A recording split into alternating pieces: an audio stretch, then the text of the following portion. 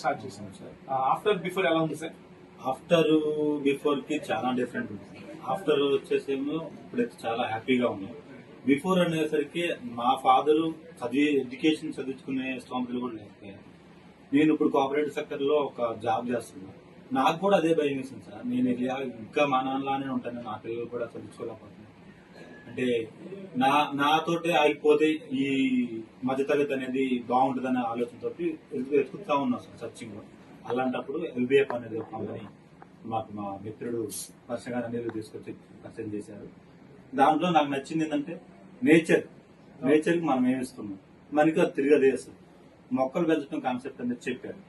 దాంతో నేను 10 లక్షలు ఇన్వెస్ట్ చేశాను. ఆ 10 లక్షలకి ప్రతి నెల ఏ డేట్ అయితే కంపెనీ మాకు చెప్పింది ఆ డేట్ ప్రకారం అమౌంట్ పే చేస్తుంది. ఇప్పటి వరకు కూడా ఏ మంత్ లో కూడా మాకు ఇబ్బందిగా చేయలేదు. మాట ఏదైతే చెప్పారో ఆ విధంగానే నడుచుకుంటున్నారు. మేము కూడా నేను ఆరంభంగా తెచ్చుకోవడానికి కొంచెం టైం పడుతుంది. దానికి నేను సాయశక్తిలో కష్టపడతాను. మీరైతే మనకి మొక్కలు పెంచే కాన్సెప్ట్ మీకు నచ్చి 10 lakhs ఇన్వెస్ట్ చేశారన్నారు.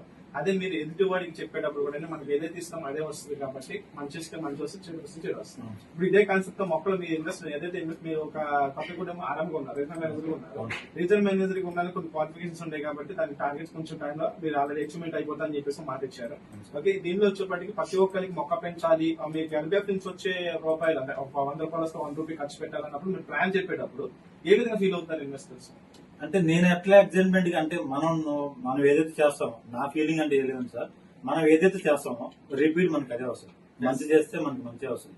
నేను చెప్పేటప్పుడు కూడా నాకు ఇలా చెప్పారు, నేను ఇలా ఎగ్జైట్మెంట్ అయ్యాను, నేను ఇలా ఇన్వెస్ట్ చేశాను, ఇలా కంపెనీ చాలా గ్రోలో ఉంది, బ్యాక్గ్రౌండ్ చూసుకుంటే చాలా బాగుంది అని నేను ఇన్వెస్టర్ చెప్పినప్పుడు కూడా వాళ్ళు కూడా అదే ఎగ్జైట్మెంట్ ఫీల్ అవుతున్నారు సార్. నేను చెప్పిన వాళ్ళు ఎవరు కూడా నన్ను ఎంతో డిస్పెండ్ చేయలేదు.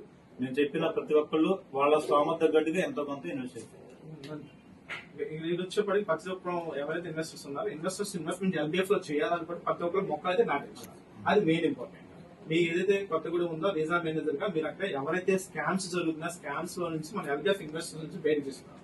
స్కామ్స్ లో నుంచి ఎలిమినేట్ పోవడం అంటే ఫైనాన్స్ కి వచ్చేప్పటికి ఎలా గ్రో అవ్వాలి, ఏ విధంగా గ్రో అవుతే బాగుంటుంది, వాళ్ళకి అవసరం కార్ కొనుక్కోవాలా, గోల్డ్ కొనుక్కోవాలా, ఏ విధంగా మనం క్లియర్ గా ఎక్స్ప్లెయిన్ చేయండి.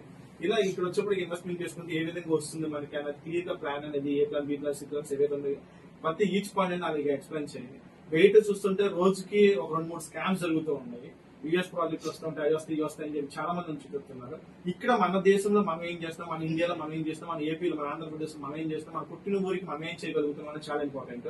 ఇక్కడ ఉన్న వాళ్ళు కనీసం మనం ఉండి పోయేంత లోపు ఒక మొక్కన మనం పెంచగలిగితే నెక్స్ట్ జనరేషన్స్ కి ఇది అవగాహన చాలా వరకు ఇవ్వాలి సార్. మీ తరఫు నుంచి నేను ఆశించేది అది ఒకటే. Okay, thank you sir.